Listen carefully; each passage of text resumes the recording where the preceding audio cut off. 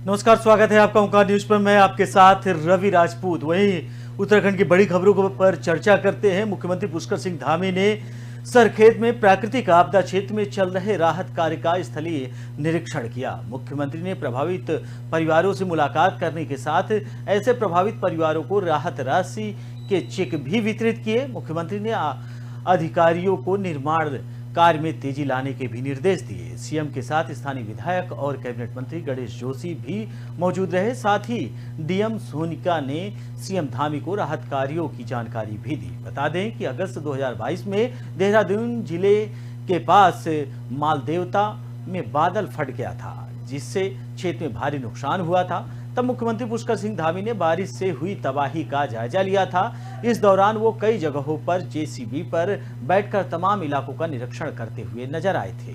वहीं आपदा प्रभावितों को राहत राशि देने के बाद मीडिया से मुखातिब होते हुए सीएम धामी ने कहा कि आपके कारण इस क्षेत्र में काफी नुकसान हुआ है। इस क्षेत्र को मुख्य धारा से जोड़ने के लिए सभी विभाग का काम कर रहे हैं। साथ ही आपदा से प्रभावित लोगों का स्थापन और पुनर्वास होना चाहिए। उसी कदम में ये राहत राशि वितरित की गई है। वहीं सरकार का ये प्रयास है कि यह क्षेत्र मुख्य धारा में लौटे और उसके लिए जो जरूरी काम है वह सब किया जाए।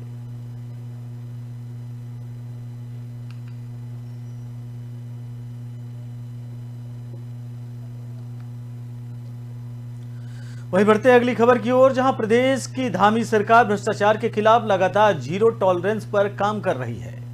अफसरशाही को भी हिदायत है कि आम जनमानस के विकास के कार्यों में कोई कोताही और ढिलाई न बरती जाए और लगातार इसके लिए सीएम पुष्कर सिंह धामी निर्देश भी दे रहे हैं। ट्रांसफर पॉलिसी में भी पारदर्शिता हो, इसको लेकर भी राज्य सरकार कटिबद्ध है। ऐसा कहना है बीजेपी प्रदेश प्रवक्ता मधु भट्ट का। उन्होंने कहा कि प्रदेश सरकार राज्य के हितों में लगातार काम कर रही है और आगे भी करते रहेंगे और आम जनता के विकास कार्य में कोई बाधा ना आ जाए, इसको लेकर भी अधिकारियों को समय समय पर मुख्यमंत्री दिशा निर्देश देते रहते हैं।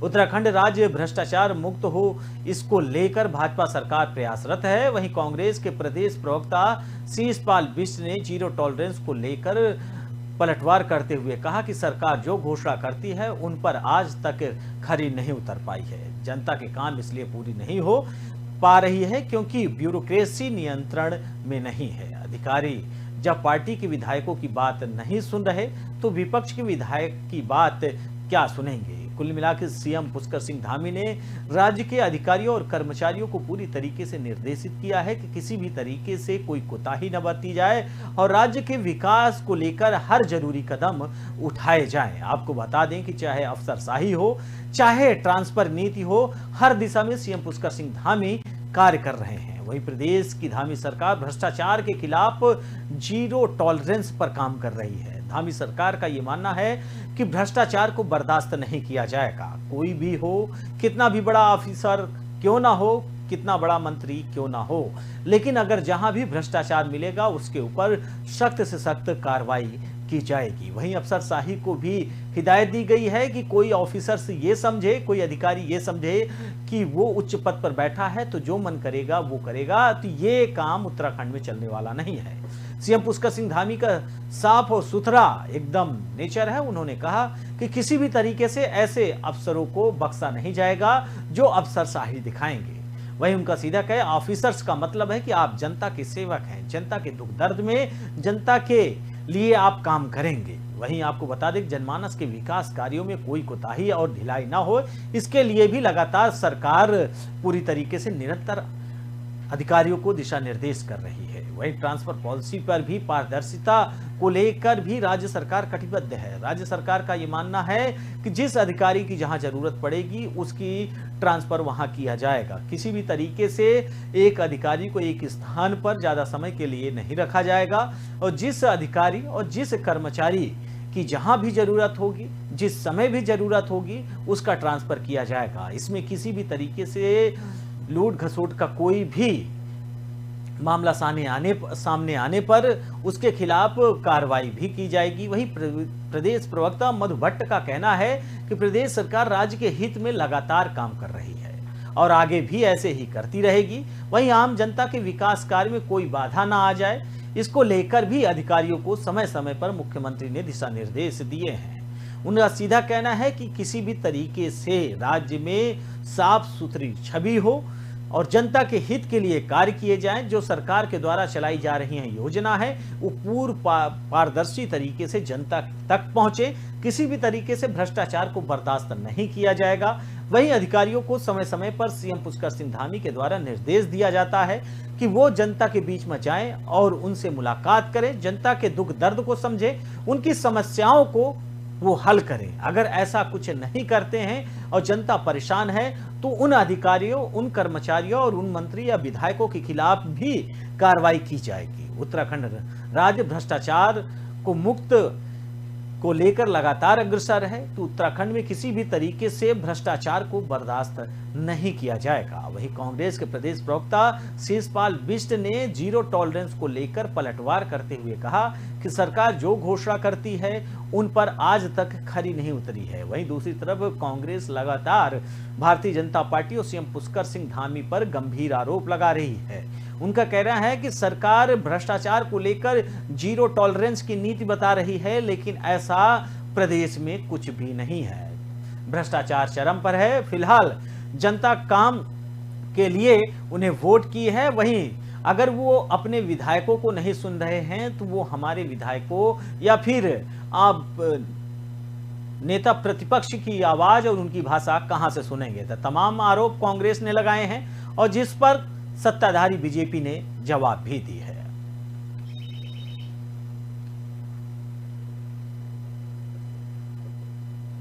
वहीं बढ़ते अगली खबर की ओर, जहां भूदसाव में क्षति का आकलन करने के लिए केंद्र की 16 सदस्यीय टीम जोशीमठ पहुंची है। साथ ही राज्य सरकार के 10 अधिकारी भी टीम के साथ मौजूद हैं। यह 26 सदस्यीय टीम आज से 3 दिन तक जोशीमठ में भूधसाव का आकलन करेगी। टीम की रिपोर्ट के बाद यह तय होगा कि केंद्र सरकार से कितने आर्थिक पैकेज की मदद मिलेगी। बता दें कि सीएम धामी ने प्रधानमंत्री से जोशीमठ के लिए करीब 3000 करोड़ के आर्थिक पैकेज की मांग की थी। इसको लेकर बीजेपी का कहना है कि केंद्र और राज्य सरकार जोशीमठ के प्रति संजीदा है और यही कारण है कि केंद्र और राज्य सरकार की टीम लगातार जोशीमठ का परीक्षण कर रही है। कुल मिलाकर जोशीमठ को लेकर केंद्र सरकार से लेकर राज्य सरकार पूरी तरीके से एक्शन में है। लगातार केंद्र सरकार की 16 सदस्यीय टीम जोशीमठ पहुंची, जहां पर भूधसाव के कारणों का पता लगा रही है और वहां पर जो परेशान लोग हैं, जिनकी जमीन और जिनके मकान भूधसाव के क्षेत्र में आए हैं, उनका अवलोकन कर रहे हैं। फिलहाल भूधसाव से क्षति का आकलन करने के लिए केंद्र ने 16 सदस्यीय टीम जोशीमठ भेजी है। साथ ही राज्य सरकार के 10 अधिकारी भी इस 16 सदस्यीय टीम के साथ मौजूद हैं। यह 26 सदस्यीय टीम आज से 3 दिन तक जोशीमठ में भूधसाव का आकलन करेगी।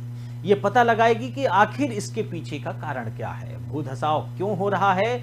और अभी तक जितने भी रिसर्च और जितनी भी जानकारी इकट्ठा की गई, फिलहाल इस बात की जानकारी नहीं मिल पा रही है कि जोशीमठ में ये जो भूधसाव हो रहा है इसके पीछे का कारण क्या है। समय समय पर तरह तरह के उदाहरण दिए गए कि एनटीपीसी की वजह से, नीचे पाइपलाइन, सीवर पाइपलाइन की वजह से, तमाम जो गैस पाइपलाइन की वजह से, टावरों की वजह से तमाम उदाहरण दिए गए। फिलहाल इन उदाहरणों का सही जमीनी स्तर पर कोई पता नहीं लग पा रहा है। लेकिन आपको बता दें कि टीम की रिपोर्ट के बाद यह तय होगा कि केंद्र सरकार से कितने आर्थिक पैकेज की मदद मिलेगी।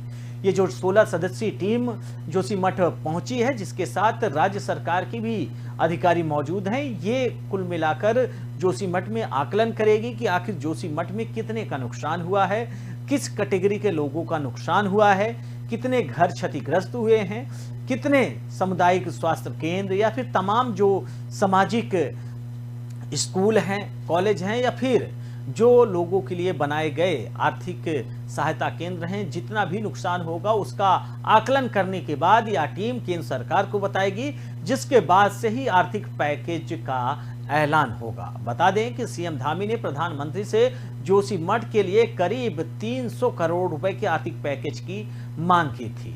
फिलहाल इसको लेकर बीजेपी का कहना है कि केंद्र और राज्य सरकार जोशीमठ के प्रति संजीदा है और यही कारण है कि केंद्र और राज्य सरकार की टीम लगातार जोशीमठ का परीक्षण भी कर रही है।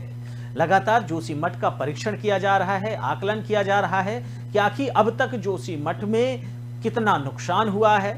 और राज्य सरकार ने 300 करोड़ रुपए की मांग की थी केंद्र सरकार से। फिलहाल ये 16 सदस्यीय टीम ये निर्णय लेगी कि आखिर कितने का नुकसान हुआ है और केंद्र सरकार कितना आर्थिक पैकेज दे, जिसके बाद जोशीमठ की स्थिति अब बेहतर की जा सके। वहीं राज्य सरकार भी समय समय पर लोगों से, सीएम पुष्कर सिंह धामी जो पीड़ित लोग हैं उनसे भी मुलाकात करते नजर आए हैं। जी, देखिए जोशीमठ का जो मैटर है उसको केंद्र सरकार जो है लगातार हमारे साथ बनी हुई है और हमारी जो राज्य सरकार की टीम है, जो समिति नियोजित इसके लिए की गई है, सभी अधिकारी जो हैं जोशीमठ के प्रत्येक स्तर पर वहाँ पे समीक्षा कर रहे हैं और लगातार उसमें जांचें चल रही हैं। तो स्थिति सामान्य है और एक रूटीन वर्क में हमारी वहाँ पे अधिकारी आते हैं और टाइम टू टाइम जो है वहाँ की सारे पॉइंट्स को लेकर उस पर चर्चा करते हैं और उसके अकॉर्डिंग जो है आगे अपनी रिपोर्ट सबमिट करते हैं। तो अभी फिलहाल की जो वहाँ पे जोशीमठ का जो मसला है वो बिल्कुल सामान्य है, कोई भी दिक्कत वाली बात नहीं। जी, देखिए वही बढ़ते हैं अगली खबर की ओर, जहां उत्तराखंड में 4 धाम यात्रा का आगाज हो चुका है। गंगोत्री यमुनोत्री धाम के कपाट खोल दिए गए हैं। वहीं राज्य सरकार 4 धाम आने वाले श्रद्धालुओं को हर सुविधा उपलब्ध कराने में जुटी है। साथ ही सरकार की तरफ से 4 धाम यात्रा पर आने वाले श्रद्धालुओं के स्वागत में हेलीकॉप्टर से पुष्प वर्षा करने का भी निर्णय लिया गया है। और इसी के साथ ही आज यमुनोत्री धाम में हेलीकॉप्टर से पुष्प वर्षा भी की गई है। भाजपा प्रदेश प्रवक्ता मधु भट्ट का कहना है कि अतिथि देवो भव की जो हमारी परंपरा है उसका निर्वहन किया जा रहा है। वहीं कांग्रेस के प्रदेश प्रवक्ता शीशपाल सिंह बिष्ट का कहना है कि श्रद्धालुओं के ऊपर पुष्प वर्षा कर उनका आदर सत्कार किया जा रहा है, वो अच्छी बात है, लेकिन सरकार को वहां पर श्रद्धालुओं को सुविधाओं पर भी ध्यान देना चाहिए। सरकार को व्यवस्थाओं पर गंभीरता से ध्यान देना चाहिए, क्योंकि जब यात्रा अच्छे से संपन्न होगी तो उत्तराखंड का मान बढ़ेगा और जो कमियां धरातल पर दिख रही हैं उस पर सरकार को फोकस करने की जरूरत है। कुल मिलाकर उत्तराखंड में पक्ष और विपक्ष मतलब सत्ताधारी बीजेपी 4 धाम यात्रा को लेकर लगातार तैयारियां कर रही है। अधिकारियों को निर्देश दिया जा रहा है कि किसी भी तरीके से ढिलवाई ना करें और जो अतिथि देवो भव की हमारे यहाँ जो परंपरा है उस परंपरा को हम कायम रखेंगे। वहीं जो श्रद्धालु देश विदेश से, अन्य प्रदेशों से आ रहे हैं, उनके ऊपर हेलीकॉप्टर से पुष्प वर्षा भी की जा रही है। आपको बता दें कि उत्तराखंड में 4 धाम यात्रा का आगाज हो चुका है। गंगोत्री और यमुनोत्री के कपाट खोल दिए गए हैं। वहीं राज्य सरकार 4 धाम आने वाले श्रद्धालुओं को हर सुविधा उपलब्ध कराने में जुटी है। समय समय पर कुछ चंद दूरियों पर पानी की व्यवस्था, खान पान की व्यवस्था, उनके सही स्थान तक पहुंचने की पूरी व्यवस्था को ध्यान में रखा गया है। किसी भी समय समय दूरियों पर कैंप भी लगाए गए हैं, मेडिकल कैंप लगाए गए हैं, जिससे किसी भी जो अतिथि हैं, जो श्रद्धालु हैं, उन्हें किसी भी प्रकार की दिक्कतों का सामना ना करना पड़े। राज्य सरकार पूरी तरीके से 4 धाम यात्रियों को लेकर तैयारियां करती हुई नजर आई है। एक पहली बार ऐसा किया जा रहा है, एक बहुत कि जो हमारे जो श्रद्धालु आ रहे हैं उनका जो हम स्वागत करने जा रहे हैं पुष्प वर्षा से, हम उनका भी स्वागत करके भगवान बद्री केदार का तो हम समय समय पर पहले भी हमने ये किया है, पुष्प वर्षा की है। लेकिन इस बार थोड़ा अलग ढंग से हम लोग जो हमारे जो श्रद्धालु अतिथि देवो भव की जो हमारी परंपरा है उस परंपरा का निर्वहन करते हुए हम लोग पुष्प की वर्षा से उनका स्वागत कर रहे हैं। मैडम देखिए, श्रद्धालुओं के ऊपर पुष्प वर्षा करना अच्छी बात है कि अगर आप जितने भी श्रद्धालु 4 धाम यात्रा में आ रहे हैं उनका स्वागत सत्कार करते हैं, लेकिन जो परेशानियां 4 धाम यात्रा में हमारे श्रद्धालुओं को पिछली बार उठानी पड़ी, उस पर सरकार को ज़्यादा फोकस करना चाहिए कि जो है श्रद्धालुओं को स्वास्थ्य संबंधी दिक्कतें न हों, रहने खाने की, ट्रांसपोर्ट की दिक्कतें न हों, दर्शन की वहाँ पर दिक्कतें न हों। सरकार अगर व्यवस्थाओं पर ज़्यादा गंभीरता से ध्यान देगी और यात्रा निर्विघ्न रूप से, सुखी संपन्न रूप से अगर संपन्न होगी तो निश्चित तौर पर इससे राज्य का मान बढ़ेगा। वहीं बढ़ते हैं अगली खबर की ओर, जहां फाउंडेशन और पंथी जन कल्याण समिति की ओर से द्रोण महोत्सव का आयोजन किया गया। कार्यक्रम की शुरुआत दीप प्रज्वलित कर की गई, जिसमें भी विभिन्न राज्यों से आए कलाकारों ने गायन और नृत्य की शानदार प्रस्तुति दी है। कैरियर के नजरिए से नृत्य का क्षेत्र असीम संभावनाओं से भरा है। देश में आए दिन बढ़ते युवाओं के लिए नृत्य और संगीत के क्षेत्र में काफी संभावनाएं पैदा की गई हैं।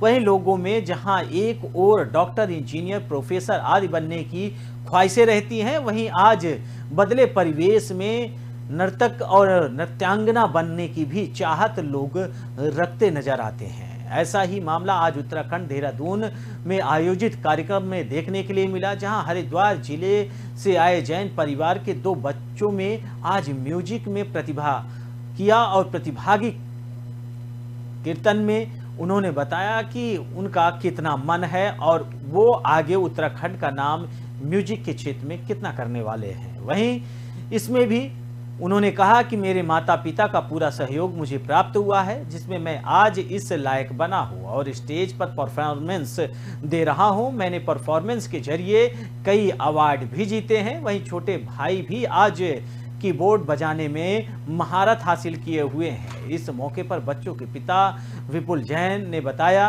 कि आज म्यूजिक की अगर बात करें तो म्यूजिक सबसे पहले मानसिक तौर पर भी काफी फायदा पहुंचाता है। यहां तक कि म्यूजिक के जरिए आज चिकित्सा पद्धति भी की जा रही है, यानी कि पूरी तरीके से उत्तराखंड में संगीत को बढ़ावा दिया जा रहा है। वहीं बढ़ते हैं अगली खबर की ओर, जहां देश विदेश से उत्तराखंड आने वाले पर्यटकों और 4 धाम यात्रा पर आने वाले श्रद्धालुओं को अब महिला स्वयं सहायता समूहों के गुणवत्ता परक उत्पाद आसानी से उपलब्ध हो सकेंगे। ग्राम्य विकास मंत्री गणेश जोशी के निर्देश में महिलाओं के उत्पादों की बिक्री के लिए उत्तराखंड राज्य ग्रामीण आजीविका मिशन 4 धाम यात्रा मार्ग पर लगभग 200 अस्थायी आउटलेट खोलने जा रहे हैं, जिनमें पहाड़ के परंपरागत लाल चावल, दाल, मसालों से लेकर जूस, अचार, सोविनियर, धूप, अगरबत्ती व पूजन सामग्री समेत तमाम चीजें हैंडलूम व हैंडक्राफ्ट से संबंधित उत्पाद प्रमुख रूप से शामिल हैं। यह आउटलेट देहरादून, हरिद्वार, टिहरी, उत्तरकाशी, पौड़ी, रुद्रप्रयाग और चमोली जिलों में यह अस्थायी आउटलेट खोले जा रहे हैं। वहीं मंत्री गणेश जोशी का कहना है कि 2025 में जब उत्तराखंड राज्य का 25 साल का हो जाएगा तो वह स्वयं सहायता समूहों से जुड़ी बहनों को लखपति बनाने के लिए दिशा में आगे काम करेंगे। 4 धाम यात्रा के दौरान मार्गों पर स्थापित राजकीय फल आरक्षण केंद्रों को प्रातः 6 बजे से रात 10 बजे तक खोला जाएगा।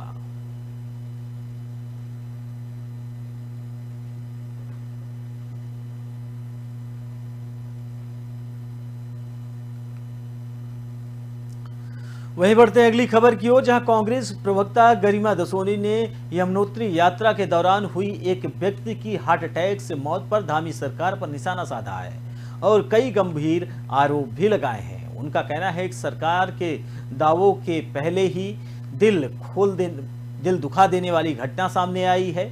आपको बता दें कि शनिवार शाम कनक सिंह पुत्र सोम सिंह निवासी कठवाड़ थाना कौशाम्बा सूरत गुजरात यमुनोत्री यात्रा पर जा रहे थे, लेकिन बीच रास्ते में ही हृदय गति रुकने से उनकी मौत हो गई, जिसके बाद कांग्रेस प्रवक्ता गरिमा दसोनी ने बीजेपी सरकार पर कई गंभीर आरोप लगाए हैं। उन्होंने कहा कि बीजेपी सरकार के जो दावे हैं वो सिर्फ और सिर्फ पोल साबित हो रहे हैं। बीजेपी सरकार 4 धाम यात्रियों के लिए कोई भी सुविधा सही तरीके से अभी तक नहीं कर पाई है। वहीं एक व्यक्ति की हार्ट अटैक से मौत हो गई है जो गुजरात से 4 धाम यात्रा के लिए उत्तराखंड आया था। फिलहाल उन्होंने ये भी आरोप लगाया है कि स्वास्थ्य के क्षेत्र में 4 धाम यात्रा करने वाले लोगों के लिए कोई सुविधा की व्यवस्था नहीं की गई है।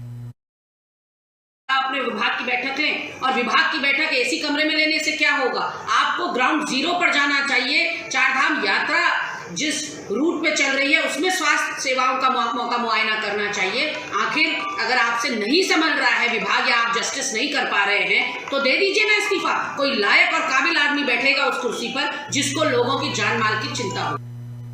फिलहाल इस बुलेटिन में हमारे साथ इतना ही। बाकी देश दुनिया की तमाम बड़ी खबरों से जुड़ने के लिए देखते रहिए ओंकार न्यूज। नमस्कार।